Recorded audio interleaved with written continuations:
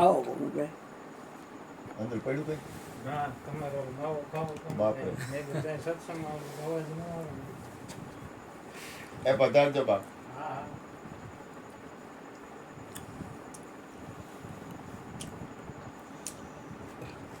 બોલીએ સદગુરુ મહારાજની જય.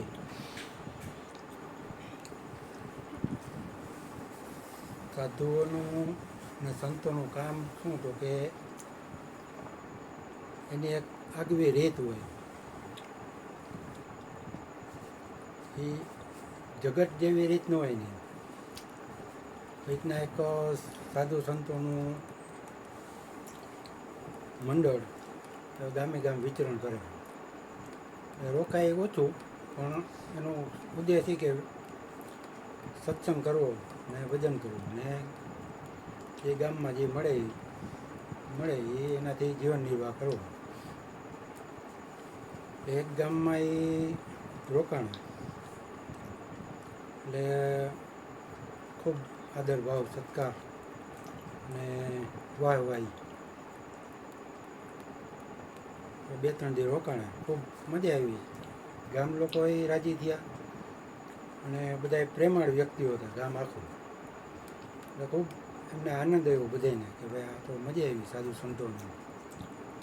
અને સાધુ સંતો રાજી થયા કે ભાઈ આવા પ્રેમી માણસો આપણને કોઈ બાપુએ કીધું હમણાં જ કીધું આ કોણ સાંભળે એમ બાજુવાળાએ નથી સાંભળતા.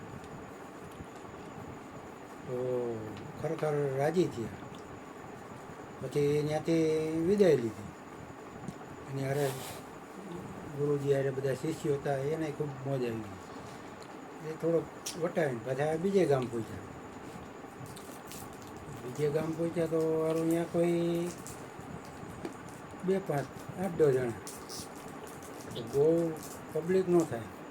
કોઈને સાંભળવામાં કાંઈ રસ જ નહીં. એક દી થયો ને તો શિષ્યોને એમ થઈ ગયું કે હવે ગુરુજી ક્યાંક હાલો હવે બીજે ગામ વેજ.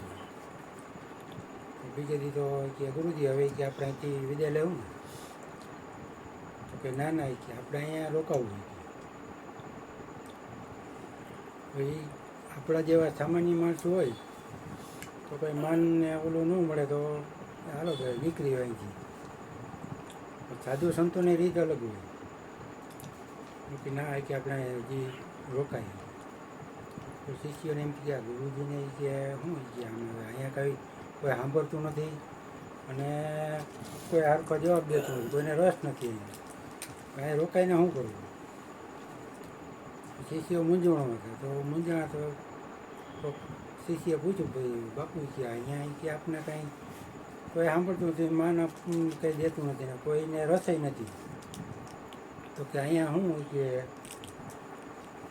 તો પહેલાં એ ગામમાં ગયા હતા ને કે આપણે ત્યાં એ સારું હતું. તો કે બરાબર છે કે તમારી વાત સાચી બધી. કે ખરેખર આપણી જરૂર અહીંયા છે કે એ આખું ગામ તો એ કે પ્રેમી છે ને એ લોકો કદાચ અહીંથી બીજે 2, 5 ગાવ કે ગમે ત્યાં જાહે તો એનું એક નાનું ગ્રુપ તો નાનું પણ એ કાંઈક ઊભું કરશે. અહીંયા તો એ કે કાંઈ છે જ નહીં. તો અહીંયા આપણે ખરેખર વાવવાની જરૂર છે. વાવવાની મતલબ સત્સંગ કરવાની ખાતી જરૂર અહીંયા છે. એટલે સાધુ સંતોની રીત એવી હોય જ્યાં આપણી હદ પૂરી થઈ જાય ત્યાંથી એની ચાલુ થાય. એનો આપણો વિચારવાનું પૂરું થાય ત્યાંથી તો એનો વિચાર ચાલુ થાય. આજે જ બાપુ સત્સંગમાં ઘણી વાર વાત કરે કે ગુરુજી ઠાલાને ભરે ને ભરેલાને ઠાલા કરે.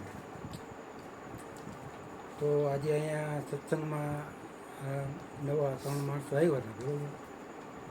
સત્સંગ હાલે છે તો એ પોતાનું કંઈક લઈને આવ્યા હતા. પહેલાં તો ગમે એ માણસ અહીંયા પહેલાં આવે ને કંઈક એનું અંદર લઈને આવતું. પછી અહીંયા સાંભળે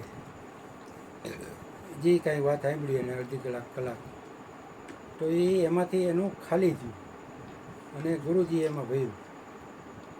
એ એને 2, 5 શબ્દો કાંઈ બી યાદ રહ્યું હોય છે તો એ વાતચીત કરીને પાછું કાંઈક ફેલાવશે. એટલે એ એમ કે ગુરુજી અહીંયા ઠાલા હોય એને ભરે ને ભરેલા હોય એને પાછા ઠાલા કરે કે અજ્ઞાન દૂર કરીને જ્ઞાન ભરે. પાછું જ્ઞાન ઢોળે જ્ઞાન ઢોળે એટલે એ ઢોળાઈ જાય એવું નહીં, પણ એ એનો ફેલાવો કરે મતલબ. એટલે એ સત્સંગની ઓલી વધે એમ તાકાત, સત્સંગથી બધી તાકાત, સતની તાકાત વધે કહેવાનું એમ. એ એક નિશાળ હતી એમાં એવું જ બધાય તો હરખા ભણવામાં હોય નહીં. સ્કૂલ માસ્ટરને બધા 2-4 વિદ્યાર્થી એવા હતા. એમાં એક તો હાવ મારી જેમ ઠોઠ નિશાળીઓ કહેવાય, કોઈ જાતનું ધ્યાન જ નહીં ભણવામાં, કામ છે જેમ. તો બધા વિદ્યાર્થીઓ, હોશિયાર વિદ્યાર્થીઓએ ફરિયાદ કરી કે ભાઈ આ છે ને સાહેબ કે આ એક વિદ્યાર્થી એને આપણા ક્લાસમાં હાવ નકામું જાય છે અને કોઈ જાતનું કાંઈ આવડતું નથી અને એને કોઈ રીતની કાંઈ ઓલી ગતાગમ પડતી નથી અને એનાથી તો કે આપણી સ્કૂલનું નામે કદાચ ખરાબ થાય છે. તો કે આને એને તમે સ્કૂલમાંથી કાઢી મૂકો. સાહેબે કાંઈક પાવરફુલ હશે. તો સાહેબ કે એક કામ કરો એ છે તમારે જેને કે આ સ્કૂલ છોડીને જવું હોય જઈ શકે, પણ આ એક વિદ્યાર્થીને રાખવો પડશે. બધા એમ કે સારો આપણા જેવા હોશિયાર વિદ્યાર્થીને એને સાહેબ એમ કે તમે બીજી એડમિશન લઈ લો અને આને એકને રાખવાનું છે. એવું કેમ? સાહેબને પ્રશ્ન પૂછો કે તમે કે આવું કાં કરો કે કોર્ટને રાખો નહીં કે અમને હોશિયારને એમ કહો તમે વયા જાઓ.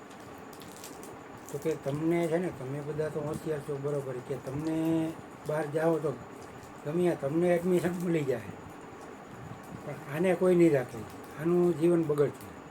એટલે ખરેખર આને એકને સુધરવાની મારે જરૂર છે. તમે તો બધા સુધરેલા જ છો.